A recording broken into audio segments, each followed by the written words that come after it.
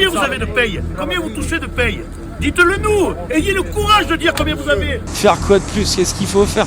Casser pour se faire entendre. Regardez, on le fait pas. Et on est au bout, enfin clairement au bout. Quand on voit tous nos voisins, nos amis qui se suicident les uns après les autres, j'ai peur que ça finisse très mal. Les agriculteurs sont à Paris. Peu avant 6h ce jeudi matin, une centaine de tracteurs de la coordination rurale sont entrés dans la capitale, faisant fi des intempéries, des interdictions préfectorales ou des derniers gestes gouvernementaux pour essouffler la mobilisation. L'autoroute A13 entre Saint-Cloud et le boulevard périphérique parisien a été fermée. Si la plupart des tracteurs sont restés bloqués aux portes de Paris, certains étaient présents à la Tour Eiffel. D'autres se sont installés devant l'Arc de Triomphe. Au moment où cette vidéo est publiée, ils y sont toujours. D'autres encore campent devant l'Assemblée nationale. La présidente de l'Assemblée, Yaël Braun-Pivet, a même été huée par les agriculteurs devant le Palais Bourbon et chahutée par les manifestants qui scandaient « Démission ».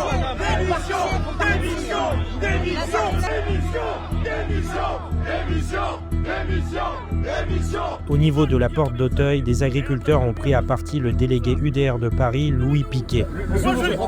Moi j'ai un mandat aujourd'hui. Je suis président de la Chambre d'agriculture de la Dordogne.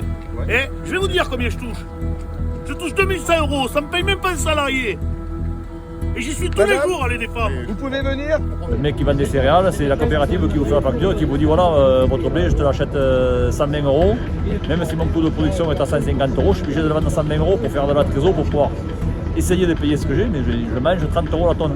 Donc tous les ans, on mange de l'argent, donc c'est plus possible. La porte-parole du gouvernement, Maud Bréjon, a dénoncé des actions illégales et a assuré que le gouvernement ne laissera pas faire sur France Info. 1h30 plus tard, ton plus mesuré de la ministre de l'Agriculture, Annie Genevard, qui juge les revendications des agriculteurs légitimes mais appelle au dialogue. La coordination rurale proteste notamment contre l'accord de libre-échange entre l'Union européenne et des pays du Mercosur en Amérique latine, s'inquiétant du risque d'une concurrence déloyale. Elle remet aussi en cause la gestion par l'État de l'épidémie de dermatose nodulaire bovine qui a attisé la colère agricole début décembre dans le sud-ouest.